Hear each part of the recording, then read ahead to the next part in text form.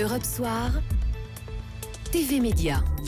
TV Média avec Eva Rock. Bonsoir Eva. Bonsoir Nicolas, bonsoir à tous. On se demandait si la campagne présidentielle américaine dont on vient de parler ne ferait pas un bon scénario et on a la réponse. Et d'après vous, la réponse est oui, évidemment, parce que si je vous dis que l'épisode de New York Unité Spéciale, qui sera diffusé le 26 octobre prochain aux États-Unis sur la chaîne NBC, évoquera alors un homme politique dont la campagne bat de l'aile et qui se retrouve face à plusieurs femmes qui profèrent des accusations très gênantes à son encontre. Vous pensez à qui ? À Trump. Et voilà, NBC s'empare de l'actualité et des déboires de Donald Trump. Alors, toute ressemblance avec des personnes existant ou ayant existé et n'est donc pas fortuite. Et alors c'est une première pour cette série ou bien c'est une série qui au contraire colle à l'actualité ? C'est pas systématique, mais cette série en particulier aime reprendre les faits d'actualité où il est question d'hommes politiques et de scandales sexuels. En 2012 par exemple, autre scénario qui devrait vous rappeler vaguement quelque chose. Une femme de chambre dans un hôtel de luxe, le secrétaire général du FMI accusé de viol, vous voyez à peu près de quoi on veut parler.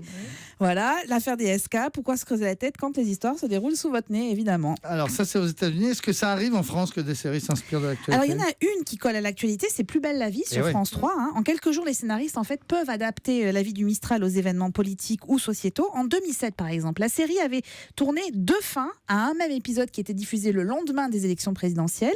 Alors dans l'un, Nicolas Sarkozy apparaissait en vainqueur et dans l'autre, qui n'a jamais été diffusé bien évidemment, c'est Ségolène Royal qui était la gagnante de la soirée. Je me demandais si les primaires de demain allaient inspirer les scénaristes, pas si sûr. On verra. En attendant, qu'est-ce qu'on regarde à la télévision ce soir ? Je vous conseille de planquer toute tablette de chocolat et autres gourmandises et je pense surtout à Maud Descamps que vous risquez de... Vous pouvez dire ça pour Nicolas.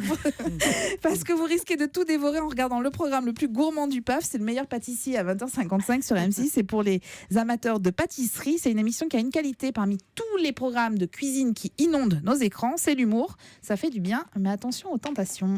Et donc on ne regardera pas, tiens, pour éviter les tentations. Merci Eva Rock.